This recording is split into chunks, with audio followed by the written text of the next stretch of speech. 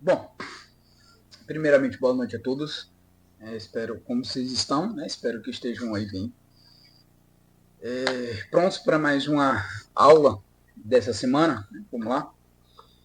Antes de darmos início, né? Para quem não me conhece, aí, meu nome é Matheus, sou psicólogo, né? Gravo esses vídeos aí no intuito de mostrar a vocês, né, como é que funciona a psicoterapia, né? Dentro na linha, né? Da terapia cognitivo-comportamental, né? Se vocês entraram aqui de paraquedas, é o primeiro vídeo que vocês estão assistindo, né? Sugiro que vocês assistam, né? Os vídeos anteriores. Fala também sobre a introdução da terapia cognitivo-comportamental, como é que funciona esse processo, todo o processo, né, da psicoterapia. Na aula de hoje, né, a gente vai conversar um pouquinho, né, sobre a modificação dessas crenças. Né? A aula anterior a gente já conversou sobre a identificação dessas crenças, tá? Dando uma introduzida, né, na nossa aula de hoje. Na aula anterior, né, discutimos como, né, os psicoterapeutas identificam, né, as crenças positivas e as crenças negativas importantes. Como explicar as crenças aos pacientes e como modificá-los, né, a motivarem suas crenças. Quando, né, o paciente está em um modo mal adaptativo, como na depressão, por exemplo, é importante, primeiro, né, desenvolver e fortalecer as crenças realisticamente positivas para ativar o modo adaptativo e também, né, modificar as suas crenças negativas e realistas para desativar o modo depressivo, o que é enfatizado, né, em maior grau na terapia cognitivo-comportamental tradicional. Agora, né, nessa aula de hoje, primeiramente iremos discutir sobre o fortalecimento das crenças positivas e, em segundo lugar, sobre o enfraquecimento das crenças negativas. Na prática, você irá trabalhar nos dois tipos de crenças na maioria das sessões, seja de forma direta, tá, ou indireta. As técnicas se aplicam tanto nas crenças intermediárias também quanto nas crenças nucleares. O que eu espero de vocês dessa aula? Né? Eu espero que vocês compreendam todo o processo, né? Tanto de fortalecimento das crenças positivas do paciente, como também, né, do processo de enfraquecimento das crenças negativas dos pacientes. Com isso, né, é esperado também que vocês consigam, né, responder os seguintes questionamentos, né, que são tópicos, né, que irá ser debatidos nessa aula. Primeiro, como você fortalece as crenças adaptativas e segundo, como você modifica as crenças intermediárias e nucleares. Nosso primeiro tópico dessa aula de hoje será, né, fortalecendo as crenças adaptativas. Como que a gente faz isso? Pois bem, né, na maioria das pessoas, a não ser que tenham fortes traços de transtorno de personalidade, possuem crenças razoavelmente equilibradas, adaptativas e realistas. Porém, né, os esquemas que contêm alguma dessas crenças positivas são desativados, né, quando o paciente está no modo depressivo. É importante, né, reforçar essas crenças mais positivas durante o tratamento, ajudando o paciente a se engajar em atividades que lhe podem lhe trazer um sentimento de domínio, de prazer, de conexão e de empoderamento. Outras técnicas importantes incluem, primeiro, né, identificar dados positivos e tirar conclusões úteis sobre suas experiências. 2. Identificar as vantagens de acreditar nas crenças adaptativas. 3. Apontar o significado dos dados positivos. 4. Usar outras pessoas como referência. Quinto, usar um quadro para coletar evidências. Sexto, introduzir imagens, né, de experiências atuais de sua história. E, por fim, né, agir como se. E se isso acontecer, né, como é que eu vou agir? Tá? Próximo tópico dessa aula de hoje, né, que a gente vai conversar, é identificando os dados positivos e tirando conclusões.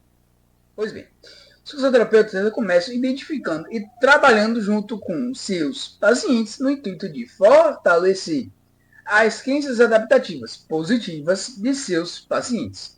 desde o início do tratamento, em muitos aspectos. Nos exemplos a seguir, a Judite, a psicoterapeuta, ela aborda, a princípio, as crenças nucleares de Abe, que é seu paciente, de incompetência e fracasso. Isso foi o que ela fez junto com seu paciente quando iniciaram a psicoterapia. Pois bem, no início do processo, no começo da sessão, ela perguntou a Abe que coisas positivas aconteceram desde que nos vimos pela primeira vez. Que coisas positivas você fez?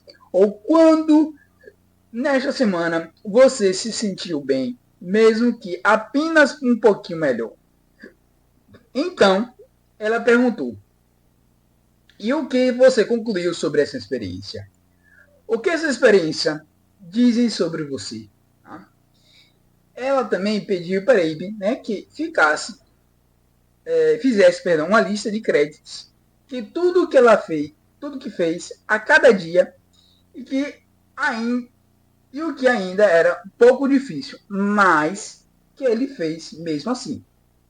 Depois disso, Judith identificou uma crença adaptativa importante, que seria: sou incompetente com pontos fortes e pontos fracos, como todas as pessoas, incluindo uma pergunta no início de cada sessão. O quão fortemente você acredita que é incompetente hoje? Quando você acreditou nisso mais fortemente essa semana? E o que você estava fazendo para acreditar nisso? Nosso próximo tópico, examinando as vantagens das crenças adaptativas. Pois bem, nessa etapa, os psicoterapeutas ajudam os seus pacientes a examinar as vantagens e desvantagens de avaliar essas crenças adaptativas de seus pacientes. No caso de Abe, junto Judith, que é a psicoterapia dele, foi a psicoterapeuta dele junto com ele, ajudou Abe a examinar as vantagens de a si mesmo como competente, identificar as várias vantagens que são, primeiro, isso estaria mais baseado na realidade, aumentaria a sua autoconfiança. 2. Faria com que se sentisse melhor sobre si mesmo. 3. Melhoraria seu humor. 4. O motivaria a tentar coisas que pareciam difíceis. E, por fim, ajudaria a realizar as tarefas. Apontando o significado dos dados positivos, será nosso próximo tópico. Pois bem, nessa etapa da psicoterapia, ela é muito importante, pois é com essa parte que os psicoterapeutas começam a fortalecer e a elogiar seus pacientes por conseguirem modificar suas crenças disfuncionais, criando assim suas próprias crenças adaptativas. No caso de Abe, no começo do tratamento, quando Judith, junto com o seu paciente, identifica um dos comportamentos adaptativos dele, ela o elogia e com frequência caracteriza essas ações como demonstrações de evidência de competência, e outras qualidades relacionadas, que com isso vai enfraquecendo a crença disfuncional dele de que ele é incompetente. Primeiro, fala, a evidência que ela fez. É muito de elogio. É muito bom que você tenha ajudado o seu vizinho. Acho que isso mostra que você tem muitas habilidades. Além disso, acho que é outro exemplo de quanto você é competente, concorda? Segundo, parece que o treinador de futebol do seu neto considerou você como um recurso real. Você acha que isso está correto? Terceiro, perseverar assim até ter terminado os formulários mostra o quanto você trabalha com afinco, não é? Quarto, deixar seu apartamento em ordem realmente indica que você está assumindo o controle. Você pensa assim também? À medida que a psicoterapia ela vai progredindo, a Judith obteve os significados desses pensamentos. Que seria o que ele diz sobre você, o fato de ter sido tão útil no abrigo do sem-teto, e o que diz sobre você, o fato de Charlie, por exemplo, querer que você continue trabalhando para ele. nosso próximo tópico da aula de hoje, né, usando outra pessoa como referência. O que isso quer dizer? Uma outra forma, né, de ajudar o paciente a ganhar alguma distância de suas crenças é pedir que ele pense em como a crença adaptativa se aplicaria a outra pessoa, ou qual poderia ser a perspectiva de uma outra pessoa. Essas são algumas formas, né, gerais de se fazer isso. Primeiro, pergunte ao paciente sobre pessoas que historicamente o viram sob uma perspectiva favorável. Quem na sua vida acreditava mais fortemente que você era competente? Por quê? Essa pessoa poderia estar certa? 2. Peça-lhe que pense em uma pessoa específica e como ele avaliaria, né, essa pessoa em termos de crença adaptativa. Abe, quem você vê como competente na maioria dos aspectos? O que você fez esta semana que você diria que mostra que essa pessoa é competente se ela tivesse feito isso? 3. Peça que ele reflita se ignoraria as evidências positivas caso comparasse o que fez com o modelo cognitivo hipotético, né? Que seria Abe. Você não acha que pagar suas contas seria um sinal de competência, mas uma pessoa verdadeiramente competente teria sido capaz de fazer isso? E, por fim, né, peça que ele cite outra pessoa que o veja de forma positiva. Abe, cite alguém, né, que você conhece bem, em cujo julgamento você confia. O que essa pessoa diria que você fez essa semana e que é evidência de que você é competente? Ou Abe, o que você fez essa semana que ele consideraria um sinal de competência? Né? O nosso próximo tópico dessa aula de hoje seria usando um quadro para coletar evidências. Um item importante no plano de ação tenha como objetivo que Abe se lembrasse de procurar dados que apoiassem suas crenças positivas. A Pajudite, né, junto com seu paciente, ter combinado de trabalhar na crença de que ele era competente, ela transformou a lista de créditos de Abe em um quadro de evidência de competência. Nosso próximo tópico que a gente vai começar, né, induzindo imagens de experiências atuais e históricas.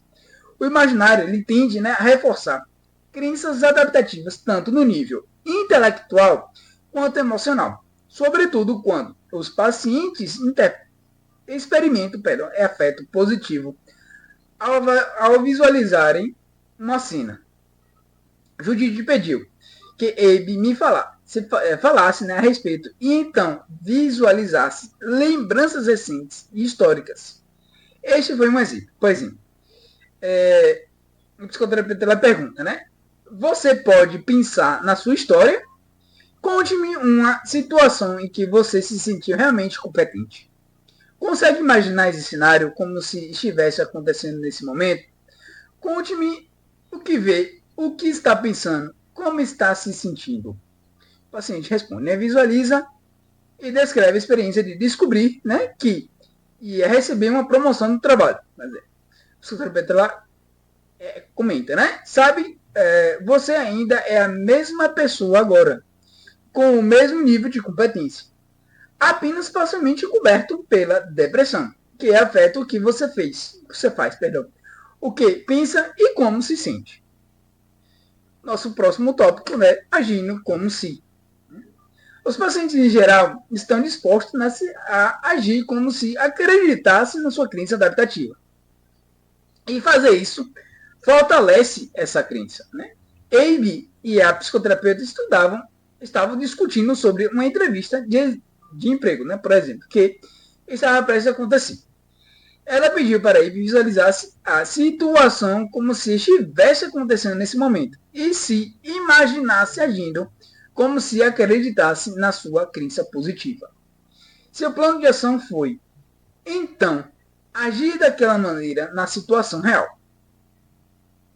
Abe, você consegue, né, imaginar como seria se acreditasse completamente que é competente quando fosse para a sua entrevista de emprego? Consegue visualizar isso? Como você se vê quando entra na área da recepção. O que você está pensando? Lembre-se, você acredita completamente que é competente. Quando se aproxima do recepcionista, como é a sua postura? Como é a sua expressão facial? O que você diz ao recepcionista? Como está se sentindo? O que você faz quando se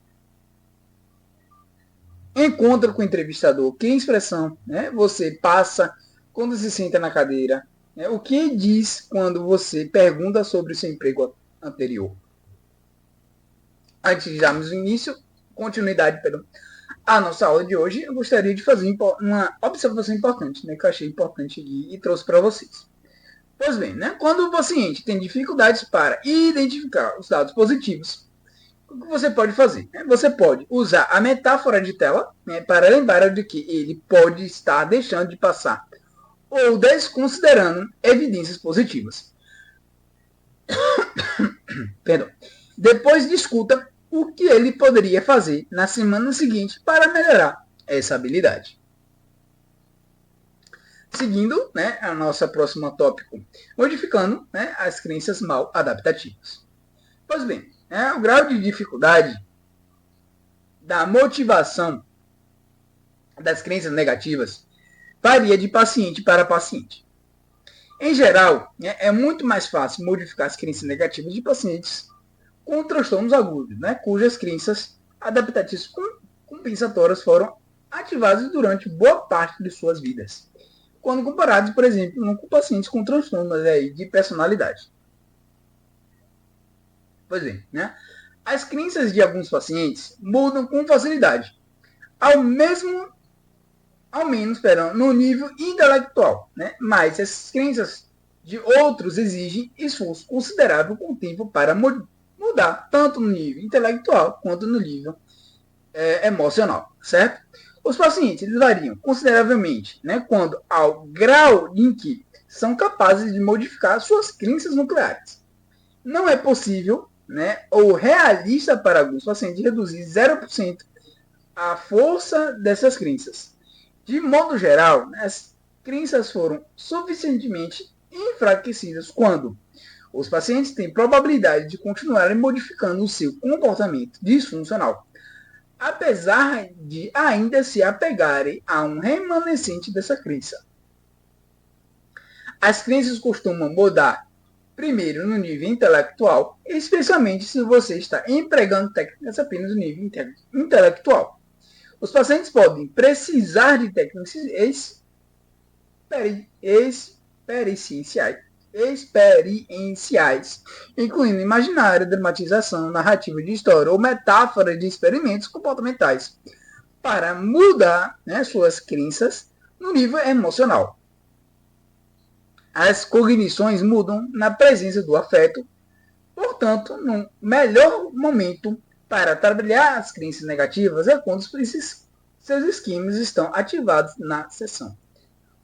Os pacientes, então, em geral, experimentam mudanças em ambos os níveis à medida que são recebidas informações corretivas.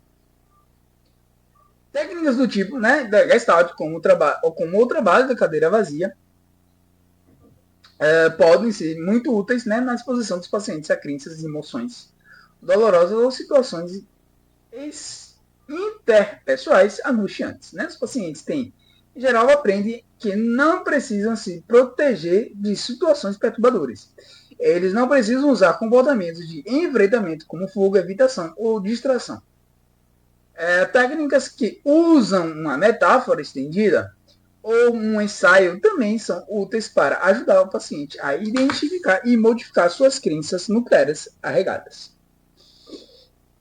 Nosso próximo tópico da nossa aula de hoje, né, a gente entra, né, nas técnicas propriamente ditas.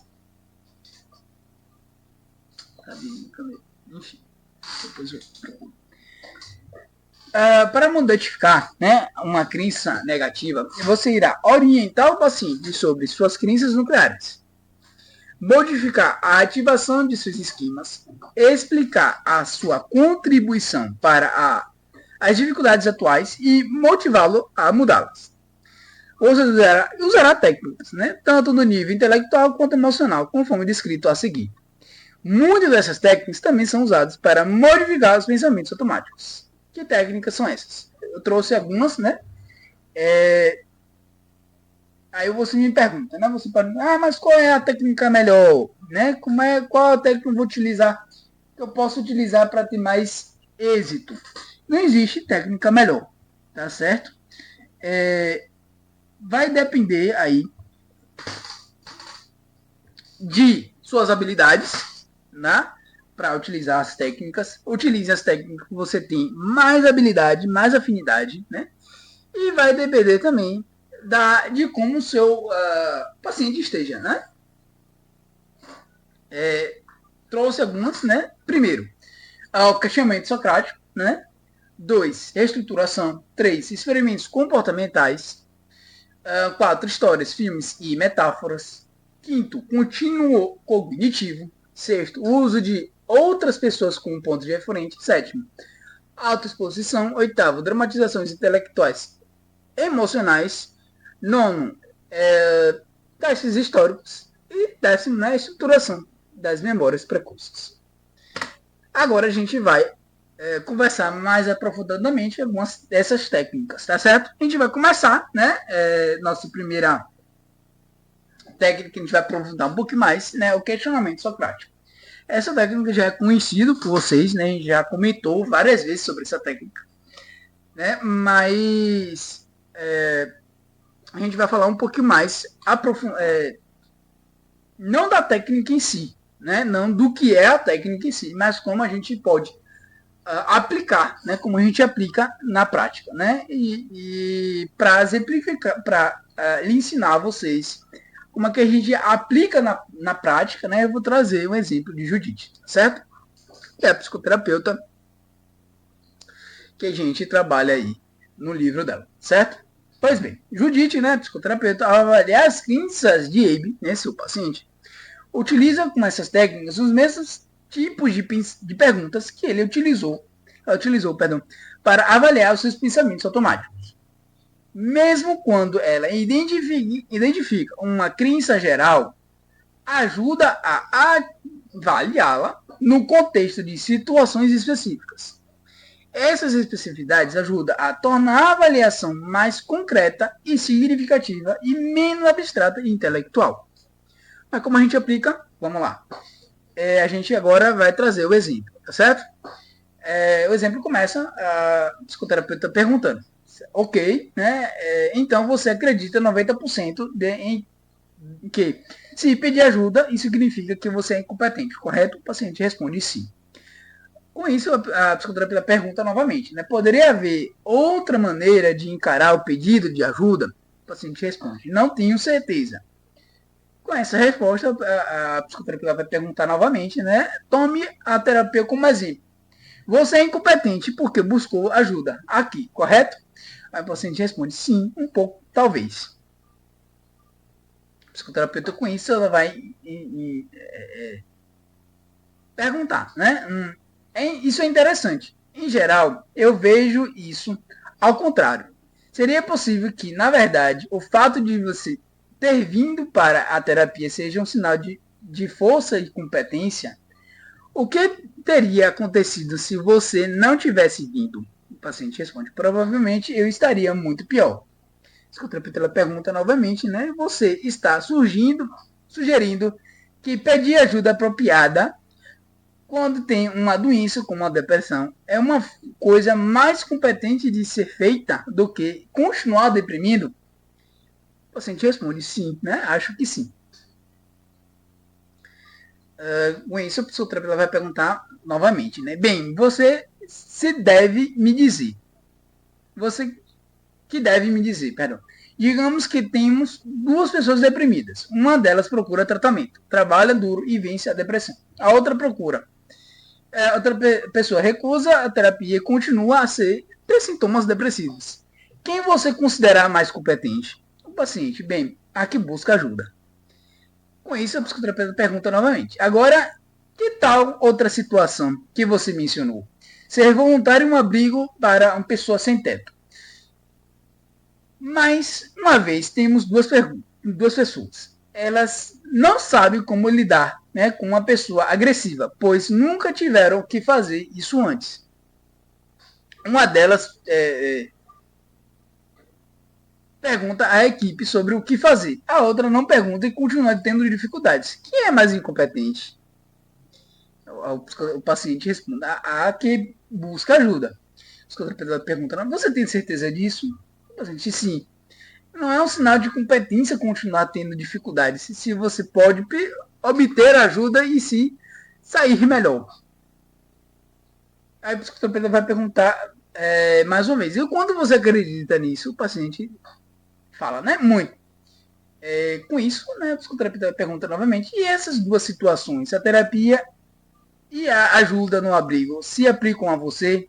O paciente responde: acho que sim. Aqui, né, como a gente pode ver, né, a Judite utilizou as técnicas do questionamento socrático no contexto de duas situações específicas para ajudar a avaliar sua crise disfuncional, julgando, né, que as perguntas padrão de exame de evidências e a avaliação dos resultados seriam menos eficazes do que fazer perguntas dirigidas. Note que, quando você está avaliando crenças, poderá precisar fazer perguntas mais persuasivas, né, e menos imparciais do que quando avalia cognições mais maleáveis no nível do pensamento automático. Tá vendo que aqui a gente avaliando, né, esse exemplo, a gente começou a perceber que Eve começou a desconstruir aquela ideia, né, de que pedir ajuda, né, era sinônimo, né, de incompetência, né? A Judite deu algumas situações, né, que ele fez com que ele analisasse, pensasse e interpretasse de forma diferente, né? Ela tirou o fato dele, né, trouxe outras duas situações para ele avaliar em si, né? E quando ele começa a tirar, sair do ele, né, e avaliar outra pessoa, né, ele começa a desconstruir essa crença, né? A gente começa a perceber que não é bem assim, né? Que tem que pedir ajuda às vezes pode ser um ato de competência, né? É isso, pessoal. A gente fica por aqui, né? Nessa aula de hoje a gente vai dividir esse tópico, né? Essa aula em três, né? Para ficar mais fácil para vocês não ficarem num processo cansativo, né? Deixo aí meu e-mail, né? Esse e-mail é que vocês têm como entrar em contato comigo, né? A forma que vocês podem entrar em contato comigo para tirar dúvidas, fazer sugestões de vídeos novos. Fique à vontade para usufruir dessa ferramenta, né? Estarei aí à disposição de ajudá-lo da melhor forma possível, certo? No mais, espero que vocês tenham compreendido esse processo, né? Essa primeira parte, né? Essa primeira técnica que a gente conversou. Na aula seguinte a gente vai falar um pouco mais de outras técnicas, né? E espero que vocês tenham uma boa semana e até o próximo vídeo.